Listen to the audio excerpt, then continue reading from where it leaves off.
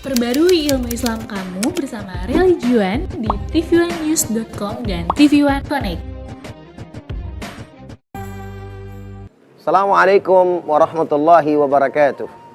Hamdan wa syukran lillah wassalatu wassalamu ala rasulillah wa ala alihi wa sahbihi wa man walah wa la hawla wa la quwwata illa billah amma ba'd. Puji dan syukur hanya untuk Allah subhanahu wa ta'ala Rabbul Izzah.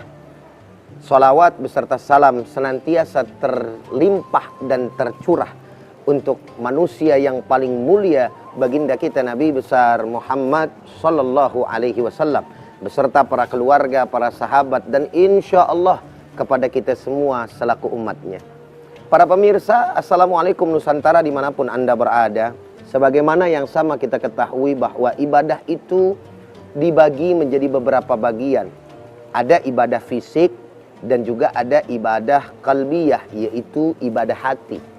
Dan juga ada ibadah yang terkumpul di dalamnya semua, yaitu ibadah harta, ibadah hati, ibadah fisik yang terkumpul di dalam ibadah haji, menjalankan kewajiban ke tanah suci. Sebagaimana yang juga sama kita maklumi, dalam ibadah yang bangsa qalbiyah, yaitu hati, ini menjadi patokan juga yang utama bagi seseorang akan sehatnya tubuh kita. Jikalau ada penyakit di dalam diri kita berupa penyakit hati, maka obatnya lebih sulit daripada penyakit fisik itu sendiri.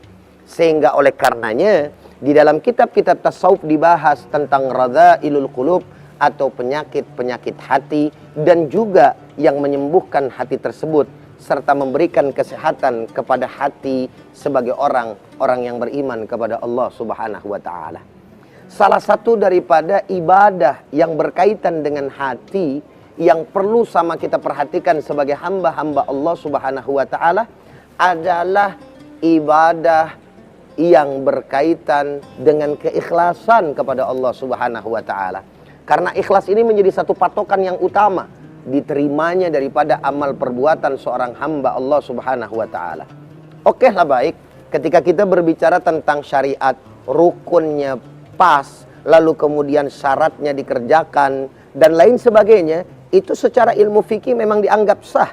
Tapi manakala ibadah tersebut dilakukan bukan karena Allah Subhanahu wa taala, maka ibadahnya tidak diterima oleh Allah Subhanahu wa taala. Subhanallah walhamdulillah wala ilaha illallah wallahu akbar walillahil hamd.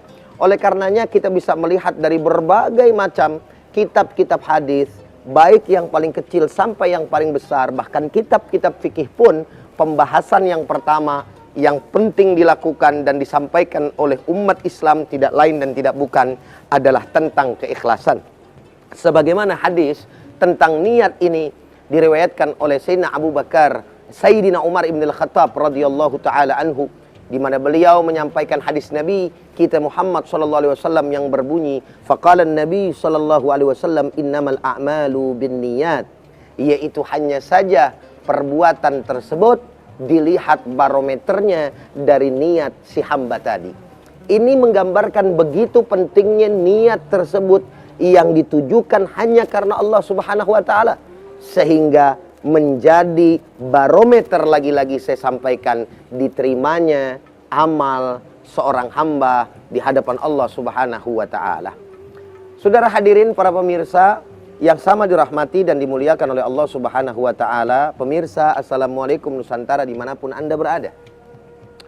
Yang menarik di dalam surat Al-Ikhlas berbeda dengan dua surat lainnya yang padahal dia ini tergabung di antara tiga.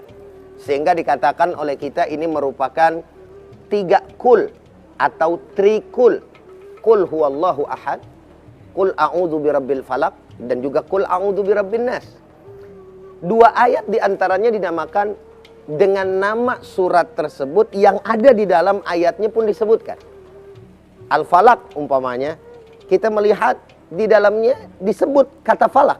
Kul a'udzu birabbil falaq, subhanallah. Surat An-Nas disebut juga di dalamnya Qul a'udzu birabbin nas, tapi berbeda dengan surat Al-Ikhlas di mana Allah Subhanahu wa taala menyampaikan Qul huwallahu ahad, Allahus samad, lam yalid wa lam yulad wa lam yakul lahu kufuwan ahad. Shadaqallahul azim. Apa rahasianya?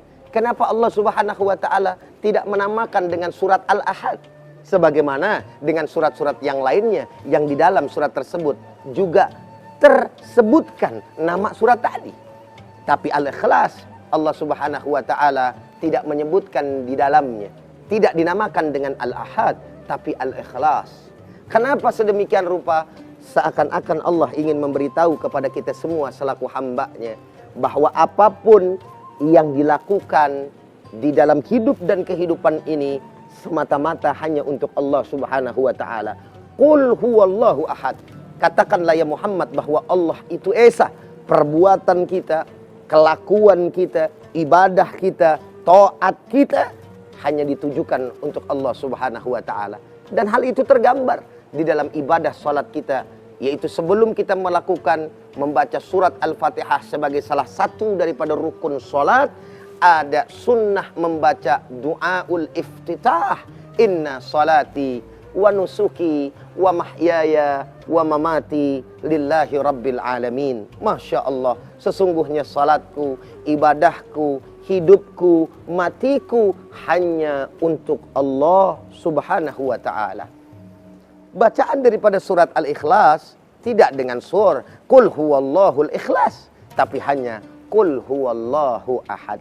Maka bagi kita sebagai hamba-hambanya yang beriman, para pemirsa, Assalamualaikum Nusantara dimanapun Anda berada, ini menjadi perhatian yang amat sangat mendalam untuk kita agar kita menjadi hamba-hambanya yang ikhlas.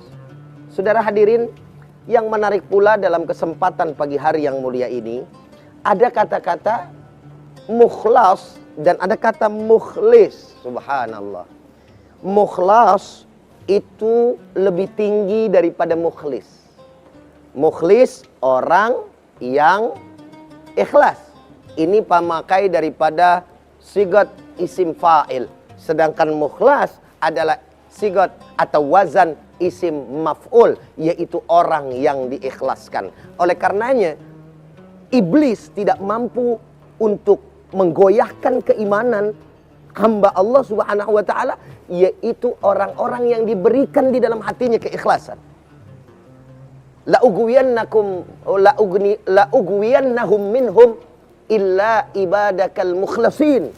Di dalam Al-Qur'an disebutkan, saya akan mengganggu mereka. Saya akan membawa mereka, saya akan mengajak mereka betul-betul. Bahkan dikatakan di dalam hadis di dalam ayat tersebut dengan memakai dua lamut taukid, la ugwiyannahum minhum ajma'in illa ibadakal mukhlasin. Sungguh betul-betul, pertama lamut taukid, yang kedua dengan nun taukid sakilah. Artinya iblis mempunyai kesungguhan untuk selalu senantiasa memberikan kepada kita gangguannya, terus kemudian godaannya. Untuk apa? Menjadi orang-orang yang tidak ikhlas di mata Allah Subhanahu wa ta'ala, saudara. Oleh karenanya, dia tidak akan pernah bisa mengganggu manakala hanya orang-orang yang diberikan keikhlasan kepada Allah. Maka Allah gunakan kata-kata dalam Al-Quran tersebut, illa ibadakal mukhlasin, bukan illa ibadakal mukhlisin.